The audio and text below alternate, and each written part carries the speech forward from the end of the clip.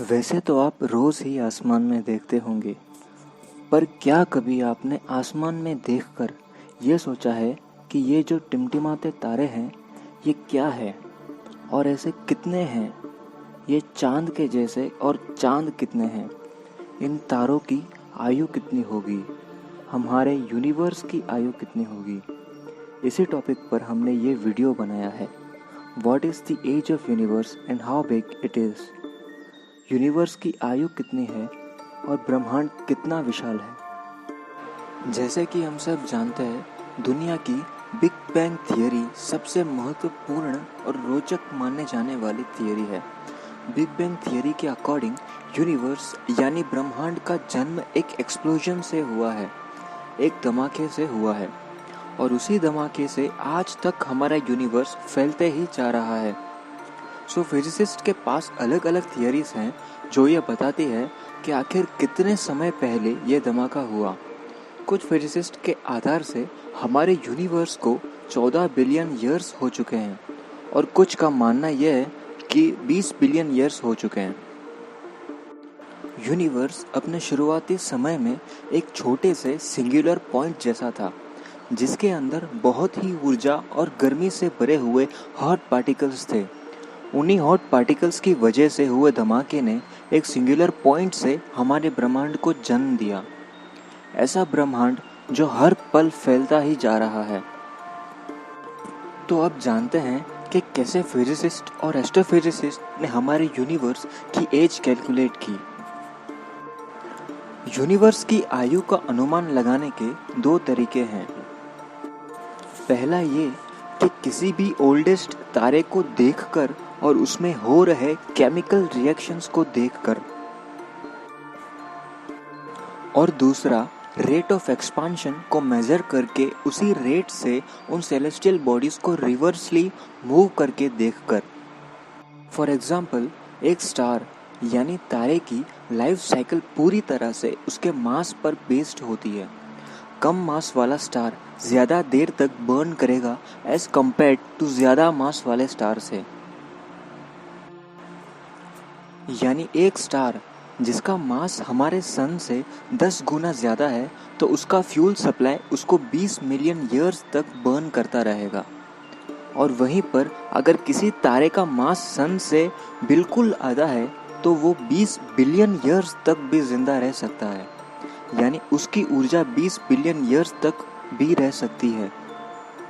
किसी भी स्टार का मास उसकी ब्राइटनेस और उसकी ल्यूमिनोसिटी को भी इफेक्ट कर सकता है।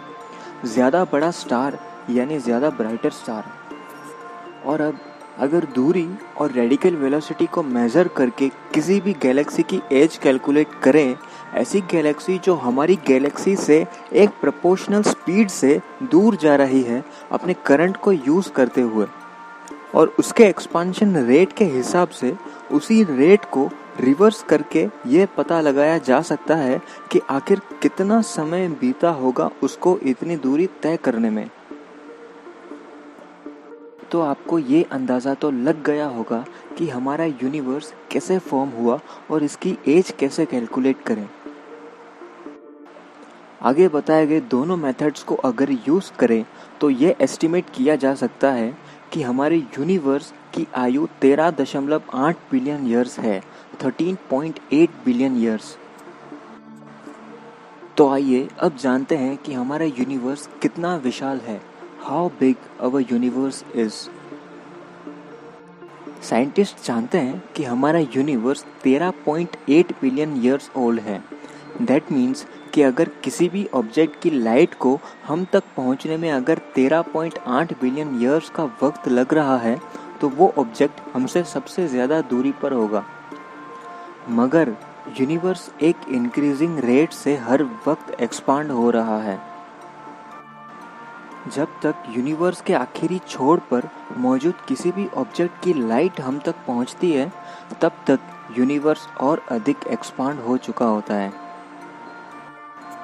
सो लकीली साइंटिस्ट ये अंदाज़ा लगाने में सफल हुए हैं कि यूनिवर्स करेंटली कितना मूव कर रहा है।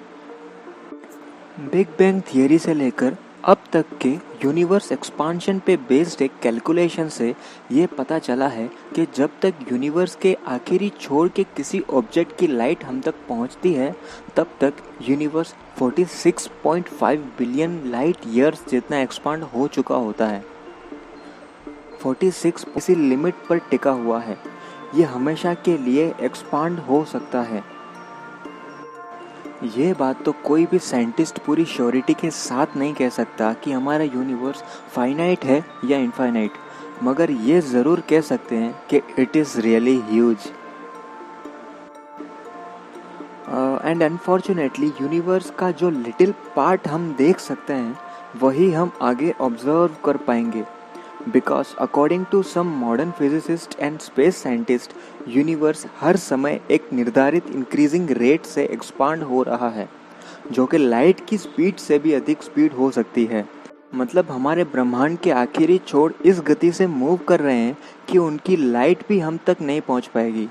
हालांकि हम ये सब फिगर आउट नहीं कर पाएंगे और कुछ लोगों को ये थियरीज बहुत फ्रस्ट्रेटिंग भी लग सकती हैं, मगर ये थियरीज अपने आप में ही बहुत रोचक हैं। हालांकि हम बस एक लिमिट तक ही यूनिवर्स को ऑब्जर्व कर सकते हैं, मगर ब्रह्मांड के बाहरी पदार्थों और दूसरी अनेक सेलेस्टियल बॉडीज़ के बारे में कोई भी जानकारी, एस्टिमेटेड थियरी अपने आप में ही बहुत रोचक होती है। आशा करता हूँ कि आपको यह वीडियो पसंद आया होगा और इसमें से कुछ जानकारी आप तक पहुँची। हम इसी प्रकार के साइंस, हिस्ट्री, मैथमेटिक्स और साइकोलॉजी रिलेटेड वीडियोस बनाते रहेंगे। हमारी अगली वीडियो सबसे पहले देखने के लिए कृपया हमारे चैनल को सब्सक्राइब करें